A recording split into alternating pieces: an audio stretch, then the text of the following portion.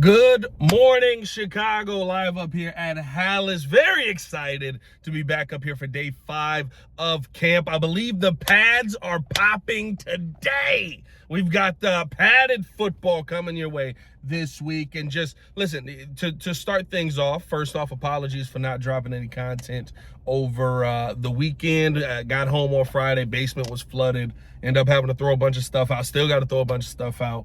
But, just kind of getting back into the groove of things here. But as we head up, I mean, that last practice on Friday was one of the more competitive ones. The defense, we talked about them clearly winning today. And I think as we head into the pads now being on, right, you're starting to say, okay, is the defense getting their footing? Now are we going to start to see with the pads back on, a claim to fame from both sides on this team of, hey, you want to go to war? Let's go to war. Bottom line right now is, especially as we head into this Monday, the part that you're most excited about is seeing what the offensive line and defensive line are actually going to look like as we move through this upcoming week, right? This is where you're going to get a lot of your answers. This is where you're going to see, okay, who is winning that left tackle battle? Who is winning? What does this defensive line look like? Where is Logan Jones really on the totem pole right now? Is he the 2, or is he the guy that's going to eventually win that number 1 position?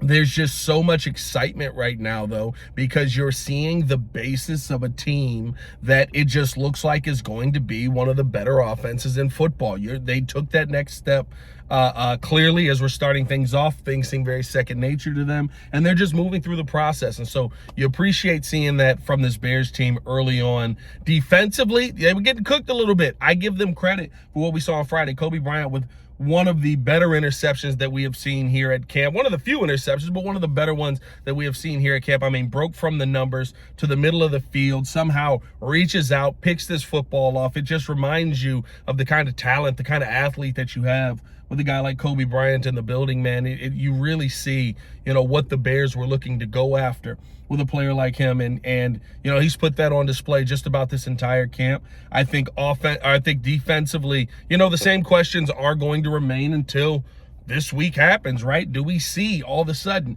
Braxton Jones winning his matchup, or is Austin Booker the one that is dominating when the pads come on? Do you see Montez Sweat looking as strong as he did on Friday? Montez has had some really good pressures. He had a really solid camp to this point. And then, do you end up seeing a guy like why am I blanking on his name? Grady Jarrett, or Javon Dexter, right? Start to create some of that pressure in the middle versus a Garrett Bradbury who is supposed to be new to this system, but to me, I feel like he is moving without missing a beat. It doesn't feel like the offense has lost a step, has skipped any steps here. And to me, I'm very excited with where this team has started camp off. Now, you have to continue it, and we know how camp goes. There are up days, there are down days. Your hope is that today isn't one of those down days. It felt like Friday was a down day for the offense. I think that probably had more to do with the rain than anything else. You probably look at that day a little bit more back and forth, but you're going to play in those conditions. And so I get why Ben Johnson did what he did. We ended up going inside for probably, 15 minutes. So the guys could stretch and warm up and all that. That's why my videos from the last one were inside. But then as soon as the lightning warning was over, he's back outside and he's like, we got to practice in these elements. To me, I look at this as a true testament of we're going to prepare you for everything that's going to happen in this upcoming season. And if you're not ready for that, get ready or get off the pot. You know what I mean?